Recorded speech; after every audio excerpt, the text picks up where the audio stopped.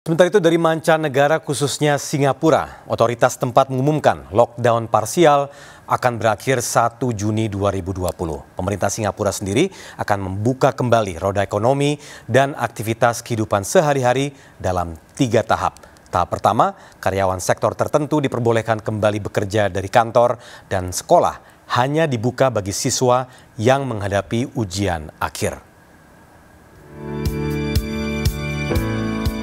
Otoritas Singapura mengumumkan lockdown parsial yang dimulai pada 7 April lalu akan resmi dicabut dan berakhir pada 1 Juni mendatang. Menurunnya angka kasus COVID-19 di masyarakat dan stabilnya angka infeksi pekerja asing di asrama menjadi pertimbangan pencabutan lockdown parsial. Pemerintah Singapura perlahan akan membuka kembali roda ekonomi dan aktivitas kehidupan sehari-hari dalam 3 tahap. Yakni pada 2 Juni, aktivitas perkantoran kembali dibuka. Karyawan diperbolehkan kembali bekerja dari kantor. Sekolah juga akan kembali dibuka, namun hanya bagi siswa yang menghadapi ujian akhir yang diperbolehkan mengikuti kelas tatap muka. Tempat ibadah dibuka hanya untuk aktivitas ibadah pribadi yang dihadiri maksimum 5 orang yang hidup serumah. Jika angka kasus COVID-19 stabil, Singapura akan menerapkan tahap 2, di mana seluruh aktivitas kembali seperti semula dengan penerapan new normal, diantaranya protokol kesehatan. Warga juga diperbolehkan kembali makan di restoran.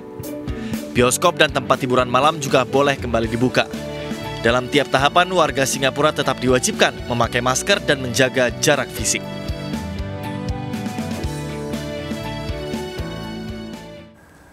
Dan langsung untuk menjelang Singapura menyambut new normal di awal Juni 2020, kita langsung bergabung dengan Dubes Republik Indonesia di Singapura, Bapak Ngurah Swajaya. Selamat siang, Pak Ngurah.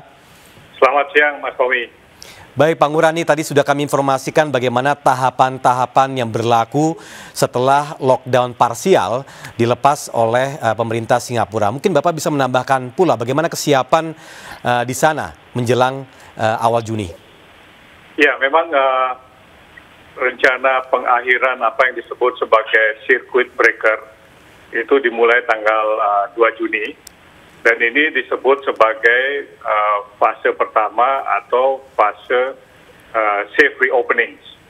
Nah, tadi sudah dijelaskan oleh RCTI bahwa apa saja yang dimungkinkan pada waktu fase safe reopening. Dan ini observasinya akan dilakukan selama 4 minggu sebelum mereka masuk ke fase atau transisi berikutnya. Nah, jadi tahapannya adalah tanggal 2 Juni mulai secara bertahap dibuka, perkantoran dibuka, tetapi masih ada pengaturan shift bekerja, work from home juga masih didorong untuk yang tidak esensial untuk perlu pergi ke kantor dan sebagainya. Nah, jadi di tahap yang kedua baru mereka akan melakukan apa yang disebut sebagai safe transition. Jadi safe transition ini memang restoran mulai dibuka, bioskop mulai dibuka dan sebagainya, sambil mereka akan mengamati jumlah perkembangan kasus yang ada. Kalau mereka memang bisa kontrol, jadi ini perkiraan mereka safe transition ini adalah bisa. Memang nanti jangan sampai tapi ada kasus yang muncul berarti tidak mungkin transisi ke tahap kedua, berarti begitu ya Pak ya? Iya. Berarti transisi ke tahap kedua barangkali bisa lebih lama atau bisa juga lebih cepat. Jadi perkiraan mereka itu adalah ke tahap kedua itu kira-kira dilakukan 4 minggu setelah tanggal 2 Juni. Oke. Nah, kalau mereka melihat jumlah kasusnya, memang sekarang community transmission itu sudah di bawah 10, sudah kecil sekali.